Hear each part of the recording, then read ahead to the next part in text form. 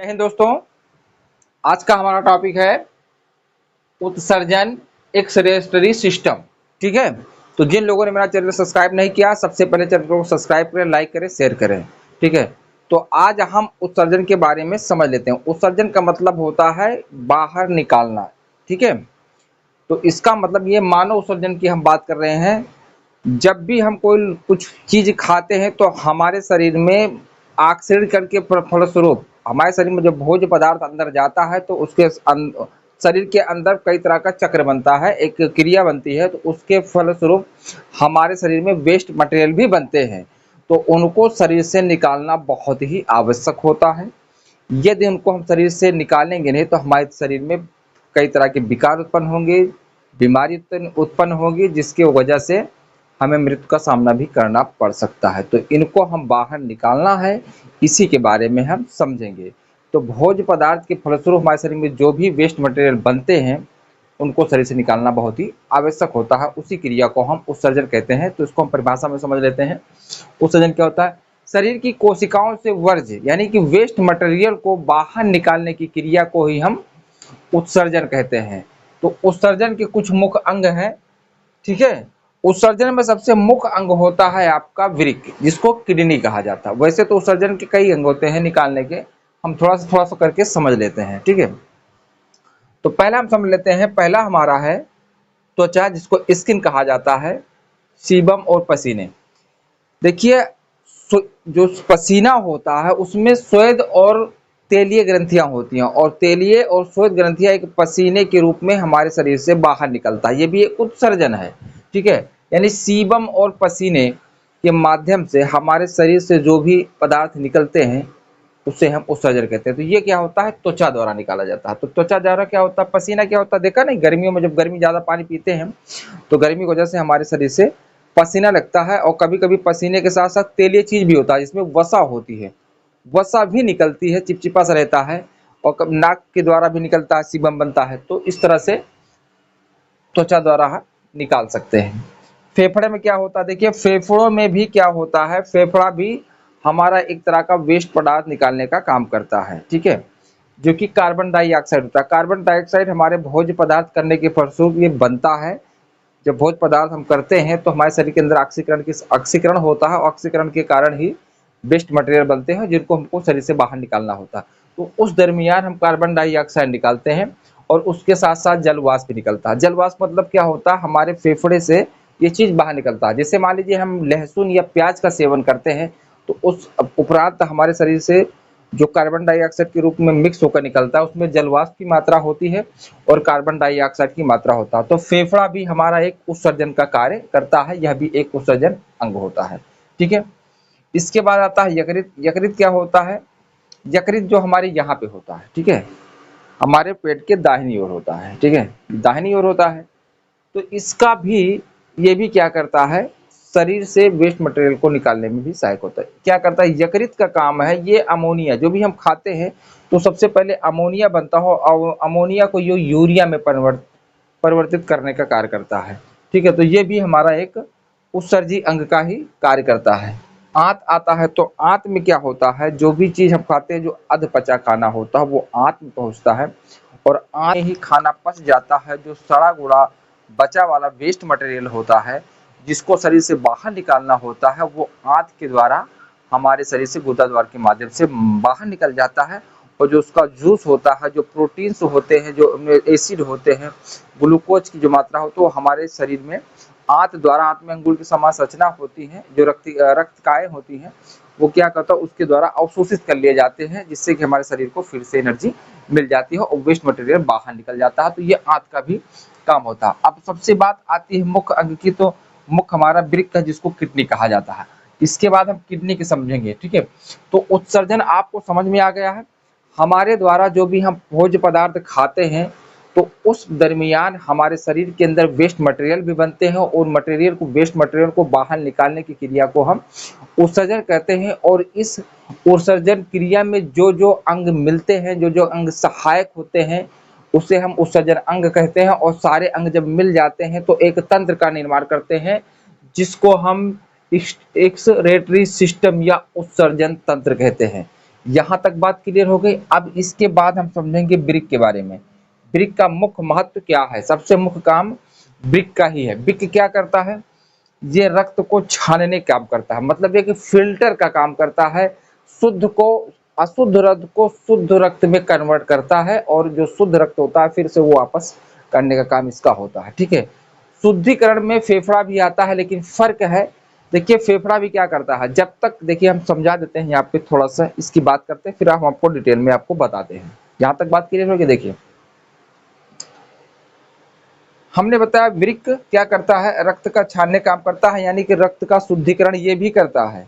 ठीक है, रक्त में जो वेस्ट मटेरियल मौजूद होते हैं, जब हम ऑक्सीजन लेते हैं तो उस दरमियान हमारे शरीर के अंदर ऑक्सीकरण होता है, शरीर के अंदर वेस्ट मटेरियल बनता है उस दरमियान, तो उसको भी शरीर से निकालना जरूर होता है, जो रक्त के साथ मौजूद होते हैं। तो उनको अलग करने का काम वृक्क का होता है, यानी किडनी का होता है। और इसके साथ साथ हमारा फेफड़ा भी शुद्धिकरण करता है। शुद्धिकरण कब होता है? देखिए दोनों में फर्क क्या है। जब हम ऑक्सीजन लेते हैं तो जब तक ऑक्सीजन हमारे रक्त में यानी रुधिर में नहीं मिलता है, तब तक वो रुधिर शुद्ध नहीं होता है। तो यानी भोज्य पदार्थ करने से पहले, अंदर जाने से पहले ये शुद्ध कर देता है। शुद्ध करने के इसका काम है, हमने बाहर से वातावरण से ऑक्सीजन लिया और फेफड़े में गया, और फेफड़े में गया तो ये फेफड़ा क्या कर दिया, इस ऑक्सीजन नहीं था उस रक्त में, उसको मिला दिया, ये शुद्ध कर दिया। इसका काम ये है।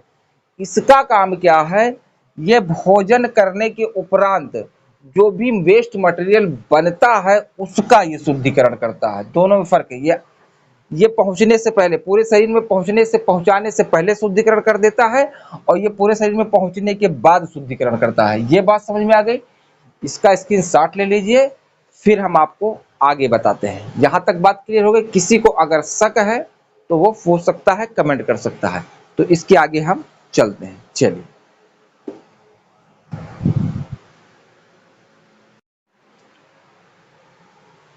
चलिए अब हम किडनी की बनावट के बारे में समझ लेते हैं। इसकी बनावट कैसी होती है, स्थित कहाँ होता है, तो हम आपको इसको बता दें या कहाँ पे मौजूद होता है। तो जो हमारी रीढ़ की हड्डी होती है, रीढ़ की हड्डी के दोनों किनारों पर, कमर से थोड़ा ऊपर, ठीक है, दोनों किनारों पर कमर से थोड़ा ऊपर, एक लेफ्ट वाले लेफ्ट में, राइट वाले राइट में स्थित होता है। ये हमारे पेट के सामने नहीं बल्कि पीछे वाले हिस्से में मौजूद होता है। दायां वाला जो किडनी होता है बाएं की तुलना में थोड़ा सा नीचे होता है। उसका कारण होता है कि जैसे लीवर होता है, लीवर की वजह से थोड़ा सा नीचे दबा रहता है, और ये थोड़ा से ऊपर होता है। लेकिन ये होते हैं हमारे पीछे, यानी कि लीवर की विपरीत दिशा में होते हैं। इसीलिए ये सुरक्षित मौजूद होते हैं। जो पसलियां होती हैं, पसलियों को जो आकार होता है, कहें तो इसके बीच में आ जाएगा, यहाँ पे स्थित होता है। लेकिन अगर कोई ऊंचाई से गिरा है, या पेड़ से गिरा है, या खंबे से गिरा है, तो इस स्थिति में गिरने से ये खराब होने के चांसेस ज़्यादा होते हैं। फटने का डर होता है, टूटने का डर होता है। तो ये ऊंचाई से गिरने पर ही ज़्यादातर डैमेज होने की संभावना होती है इस तरह से घटनाओं में। बाकी अगर कोई बीमारी की बात है तो वो खान पीन पर डिपेंड करता है। ये बात क्लियर हो गई। चलिए अब हम समझते हैं कि ये होता क्या है। तो देख लीजिए, इसकी जो बनावट होती है, सेम के बीज के आकार की जैसी इसकी संरचना होती है, जैसे सेम का बीज होता है उसी आकार का ये बना होता है। प्रत्येक व्यक्ति में, चाहे वो महिला हो चाहे पुरुष हो, दोनों में एक जोड़ी वृक्क पाया जाता है, यानी कि किडनी पाया जाता है। इसको रेनल भी कहा जाता है। ठीक है, अगर इसकी भार की हम बात करें तो इसका भार जो होता है 150 से लेकर 170 ग्राम तक होता है। ठीक है, महिलाओं में थोड़ा कम होता है, 125 से लेकर 150 ग्राम तक होता है, लेकिन मौजूद दोनों में होते हैं। ठीक है, अगर इसके आकार में बनावट की बात करें तो इसकी अगर हम टोटल लंबाई की बात करें कि कितने में होता है, तो इसकी जो लंबाई होती है वो 10 सेंटीमीटर होती है, और इसकी चौड़ाई जो होती है वो 6 सेंटीमीटर। इसकी जो मोटाई होती है वो 4 सेंटीमीटर होता है। ठीक है, इसके कलर की बात करें तो ये गाढ़े लाल रंग का होता है। ठीक है, और इसका मुख्य काम है रक्त से अशुद्ध पदार्थ को शुद्ध करना, यानी रक्त में जो अशुद्धियां होती है उनको फिल्टर करने का कार्य होता है। इसके आंतरिक भागों को अगर हम काट के देखें, इसको अगर हम ऐसे काट दिया जाए चाकू से तो दो भाग में डिवाइड हो जाएगा। जो इसका कटा हुआ ऊपरी भाग जो होता है वो कॉन्वेक्स यानी कि उत्तल कहलाता है। जो इसका अंदर वाला भाग होता है जो थोड़ा मोटा होता है उसको मेडुला कहा जाता है। तो ये तो हो गए इसकी बनावट और संरचना और इसका आकार और ये कहाँ पे मौजूद होता है। अब हम आपको बताएंगे कि ये इसके कार्य क्या हैं। ये जो झिल्ली होती है इसके चारों एक झिल्ली होती है जो कि पेरिटोनियम नामक झिल्ली से ये ढके होते हैं जिसको सुरक्षित होते हैं। आपको हम बता दें कि पेरिटोनियम नामक झिल्ली जो वसीय चीजें होते हैं जो वसा से निर्मित होते हैं उनके ऊपर ये झिल्ली इस प्रकार की झिल्ली पाई जाती है। उस झिल्ली को आप पेरिटोनियम का नाम दे सकते हैं। और ये जो होता है जो हमारे ये होता है ये वसीय चीज का होता है, वसा से भरा के रूप में दिखाई देता है, वसा का ही होता है। तो इसको हम पेरिटोनियम नामक झिल्ली से मौजूद है। इसके ऊपर एक ग्रंथि पाई जाती है जिसको रेनल ग्लैंड कहा जाता है, हिंदी में इसको अधवृक्क कहते हैं। यह हमारे रक्तचाप को नियंत्रण करने का काम करती है जो कि दोनों किडनी के ऊपर पाई जाती है। ठीक है, अब आपको बता दें किडनी से ये वाला जो हिस्सा निकला हुआ हिस्सा है इसको कहा जाता है यूरोटर, यानी कि इसको मूत्रवाहिनी कहते हैं। मूत्र यहीं से आता है छनने के बाद, जिसमें यूरिया और अपशिष्ट पदार्थ भी मिले होते हैं। इसकी टोटल लंबाई की बात करें तो इसकी टोटल लंबाई की होती है जो किडनी से और मूत्राशय तक जाने की यानी कि यूरोटर तक जाने में, ठीक है, यानी इसको ब्लैडर कहा जाता है। सॉरी, ये ब्लैडर होता है, इसको ब्लैडर कहते हैं, ब्लैडर कहा जाता है। ठीक है, ब्लैडर। किडनी से और ब्लैडर तक जाने वाली नलिका को मूत्रवाहिनी कहा जाता है। इसकी टोटल लंबाई की बात करो तो एक की लंबाई होती है 25 सेंटीमीटर। ये दोनों होता है, ये वाला हिस्सा लेफ्ट यूरेटर कहा जाता है, ये राइट यूरेटर होता है। दोनों किडनी से एक एक मूत्रवाहिनियां निकलती हैं और दोनों जाके ब्लैडर में मौजूद है, यानी कि मूत्राशय जहाँ पे इकट्ठा होता है वहाँ पे मौजूद है। एक बार में मनुष्य जो होता है लगभग 500 ml यानी कि आधा लीटर तक का मूत्र स्टोर कर सकता है। ये मूत्र स्टोर करते समय इसमें खिंचा होता है, उस हिसाब से आकार छोटा बड़ा या हो जाता है, लेकिन मैक्सिमम 500 लीटर, बहुत करोगे तो 600 ml हो सकता है। ठीक है, इसके ऊपर आपको दिक्कत हो सकती है। ये जहाँ पे आके मिलते हैं इसको ओपनी आप यूरेटर कहा था। ओपनी और यूरेटर आप कहने का मतलब है ये मूत्रवाहिनियां आके यहीं पे खुलती हैं। ठीक है, अब हम आपको बता देंगे ये जो आया हुआ जो नीले कलर का आपको आकार दिख रहा है इसको कहा जाता है इंफेरियर वेना कावा, यानी कि इसको कहा जाता है महाशिरा। ठीक है, इसको कहा जाता है महाशिरा, ये महाशिरा होता है। और ये जो होता है डिसेंडिंग एरोटा होता है, इसको महाधमनी कहते हैं।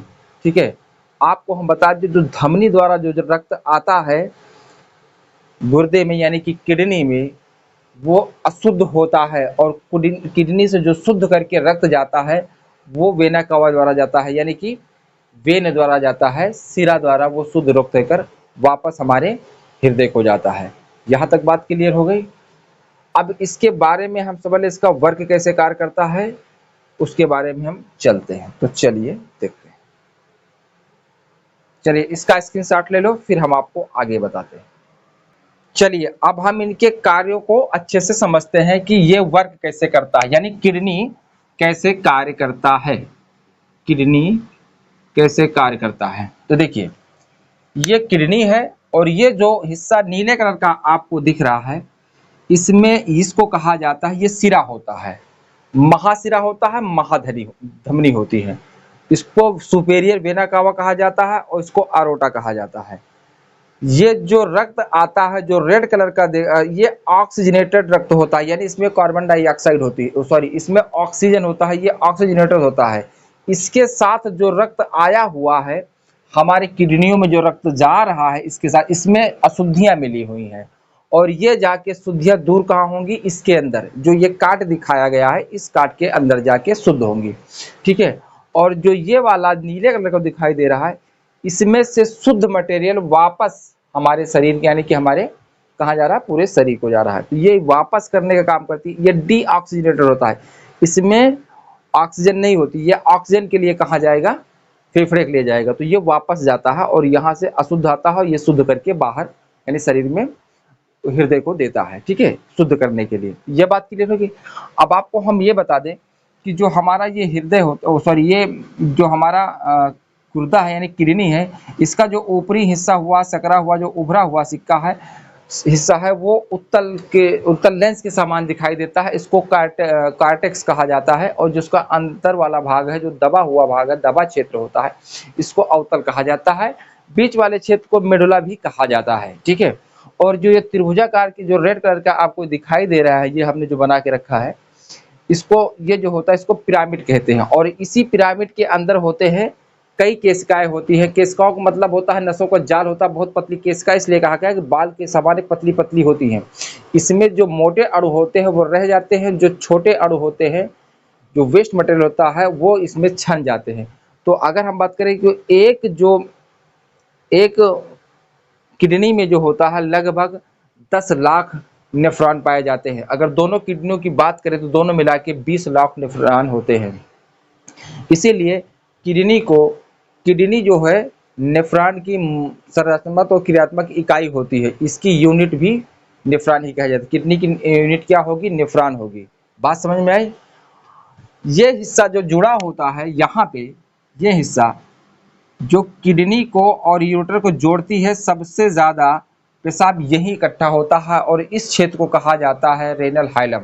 यानी इसको क्या कहेंगे? रेनल हाइलम कहेंगे। सबसे ज्यादा मूत्र यहीं पे इकट्ठा होता है। तो कभी कभी को प्रश्न पूछा जाता है कि सबसे ज्यादा मूत्र कहाँ पाया जाता है, तो रेनल हाइलम में पाया जाता है। रेनल हाइलम उसे कहा जाता है जो किडनी और मूत्राशय को जोड़ने का काम करती है, यानी किडनी का मूत्र द्वार होगा वही होगा रेनल हाइलम। ये बात क्लियर हो गई? यहाँ तक बात होगी, क्लियर हो गई। अब आपको बता दें कि जो मूत्र का रंग हल्का पीला दिखाई देता है, वो पीला दिखाने का काम होता है यूक्रोम हार्मोन के कारण मूत्र का रंग हल्का पीला दिखाई देता है। अब इसके बारे में हम समझ लें, इस नेफ्रॉन क्या होता है? नेफ्रॉन क्या होता है? नेफ्रॉन का अध्ययन, यानी कि नेफ्रॉन का अध्ययन नेफ्रोलॉजी कहलाता है। गुर्दे की जो जांच करेगा, जो गुर्दे का अध्ययन करेगा, उसको नेफ्रोलॉजी कहा जाता है। क्योंकि गुर्दे की इकाई, किडनी की इकाई नेफ्रॉन होती है और नेफ्रॉन का अध्ययन नेफ्रोलॉजी कहलाता है। ये बात क्लियर हो गई? अब इसके अंदर का जो भाग है हम आपको यहाँ पे बता दें। हमने इस चीज को बता दिया है। इसको रेनल आर्टरी भी कहा जाता है या किडनी आर्टरी भी कहते हैं। ठीक है। ये जो हिस्सा है ये वाला आया है, ये वाला रेनल आर्टरी, क्योंकि रेनल से मिला हुआ है तो इसको रेनल कहें या किडनी आर्टरी भी कहते हैं। इसमें जो आया है वो अशुद्ध रक्त है। ये जो एरोटा से द्वारा आया है, एरोटा जो पतली हिस्सा बन जाता है उसको हम रेनल आर्टरी कहते हैं। ठीक है। और ये वाला जो नीले कलर का है इसको रेनल वेन भी कहा जाता है। ठीक है। ये बात समझ में आई? अब थोड़ा सा हम आपको ये बता दें, थोड़ा सा आकार में चित्र द्वारा आप देख सकते हैं। ये होता है, ये गुच्छा है। किसका गुच्छा है? इसी में से निकला नेफ्रॉन है। ये जो प्याले नुमा संरचना है इसको बेमेन कैप्सूल कहा जाता है। इसकी खोज बोमेन नामक वैज्ञानिक ने किया था। ठीक है। और इसके अंदर जो गुच्छे के समान जो कैपिलरीज बना रही हैं इसको ग्लोमेरुलस कैप्सूल भी कहा जाता है। इसमें छोटे छोटे छिद्र होते हैं, ये छलनी का काम करता है।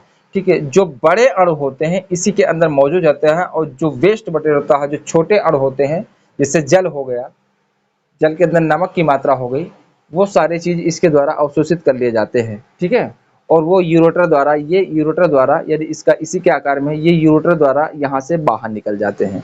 बड़े अणु का मतलब होते हैं जैसे हमारे रक्त के अंदर है श्वेत आरबीसी है, श्वेत रुधिर कणिकाएं हैं, आरबीसी है, लाल रुधिर कणिकाएं है, डब्ल्यूबीसी है, श्वेत रुधिर और प्लेटलेट्स है। ये सारी चीज इसी में मौजूद हो जाते हैं और ये पुनः अवशोषित करके उस रक्त में कर दिए जाते हैं। और ऑक्सीजन, चूंकि पोषक तत्व है तो ये शरीर में मौजूद। और जो छोटे अणु हैं जिसमें नमक की मात्रा है, अमोनिया है, ठीक है, तो अमोनिया और यूरिया, ये सारी चीजें क्या होगी? इस वेस्ट मटेरियल से बाहर निकल जाएगा। तो इस प्रकार ये हमारा गुर्दा कार्य करता है।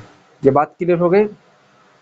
और आपको बता दें गुर्दा कई चीजों में सहायक होता है। गुर्दा हमारे शरीर का तापमान भी नियंत्रित करने का काम करता है। ये रक्त बनाने में भी सहायक होता है। ठीक है। अगर शरीर के अंदर नमक की मात्रा ज़्यादा या नमक ज़्यादा हो जाता है, नमक की मात्रा बढ़ जाएगी, सोडियम लेवल बढ़ जाएगा तो हमारा रक्तचाप बढ़ जाता है। यानी इसका भी कंट्रोल करने का काम ये करता है। ठीक है। तो ये था आपका आज का उत्सर्जन तंत्र। ठीक है। इसके बारे में हमने आपको बता दिया है। जिन लोगों का वीडियो अच्छा लगा हो तो लाइक शेयर कमेंट जरूर करें। फिर मिलेंगे अगले वीडियो के साथ। धन्यवाद।